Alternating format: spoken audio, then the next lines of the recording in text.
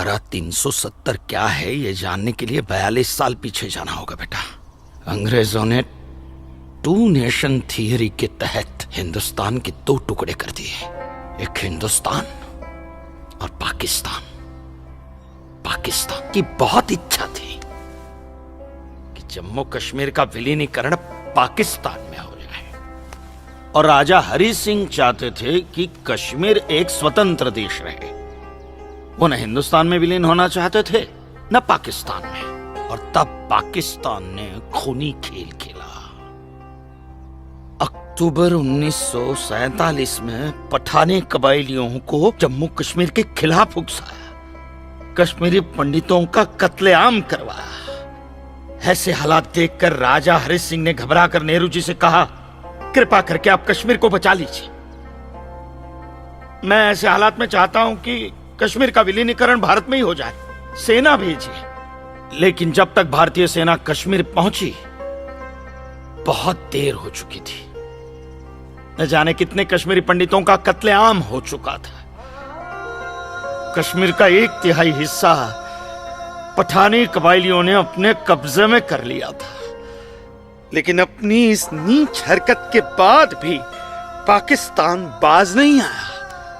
पठानी कबायलियों और भारतीय सेना के बीच युद्ध जारी रखा पाकिस्तान ने। संयुक्त राष्ट्र सुरक्षा परिषद के 3 सदस्य आयोग की रिपोर्ट पर 13 अगस्त 1948 को पठानी कबायलियों और भारतीय सेना के बीच युद्ध विराम घोषित हुआ, और यह तय किया गया कि कश्मीर समस्या का हल जनमत के आधार पर ही होगा। सितंबर 1951 में मताधिकार के बाद एक बार फिर जम्मू कश्मीर के भारत में विलय की पुष्टि की गई। मगर इसी दौरान शेख अब्दुल्ला ने अपने हाथों से धारा 370 का ड्राफ्ट तैयार किया और नेहरू जी को सौंपा।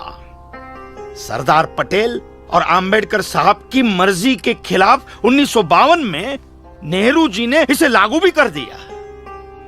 इसी धारा 370 की वजह से नेहरू जी ने कश्मीर को एक ऐसा विशेष दर्जा दे दिया जिसमें जम्मू कश्मीर राज्य ने हिंदुस्तान से अपना एक अलग संविधान स्थापित कर लिया। इसी धारा 370 की वजह से हमारे हिंदुस्तान का राष्ट्र ध्वज अलग है और कश्मीर का भी ध्वज अलग। इसी धारा 370 की वजह से कश्मीर की कोई भी महिला यदि भारत के किसी भी अन्य राज्य के नागरिक के साथ शादी करती है तो उस महिला की नागरिकता समाप्त हो जाती है। लेकिन यदि वो महिला अगर किसी पाकिस्तानी नागरिक के साथ शादी करती है तो पाकिस्तानी नागरिक कश्मीर का नागरिक हो जाता है, हिंदुस्तान का नागरिक हो जाता है। इसी धारा 370 की वजह से भारत के किसी भी अन्य राज्य का नागरिक जम्मू कश्मीर में जमीन खरीद नहीं सकता, व्यापार नहीं कर सकता। लेकिन जम्मू कश्मीर का नागरिक भारत के किसी भी अन्य राज्य में जाकर अपना व्यापार कर सकता है, जमीन खरीद सकता है, कुछ भी कर सकता है। अरे ये बिग लैंड एबोलिशन है, क्या है पता है? यदि जम्मू कश्मीर का कोई भी मुसलमान जमीन ठेके पर लेकर खेती करता है तो कश्मीर की सरकार उस हिंदू को बिना मुआवजा दिए वो जमीन जबरन उस मुसलमान को दे सकती है। ये है बिग लैंड एबोलिशन एक्ट, ये है धारा 370-35 से, और इसी का नतीजा है ये गिरधारी जी का फैसला। और सिर्फ यही नहीं, ये जो सरकार की ऋण निरस्तीकरण योजना है ना, इसके अंतर्गत उन सारे मुसलमानों का कर्जा माफ कर दिया जाएगा जो उन्होंने हिंदुओं से लिया। बताइए। सरकारी नौकरियों में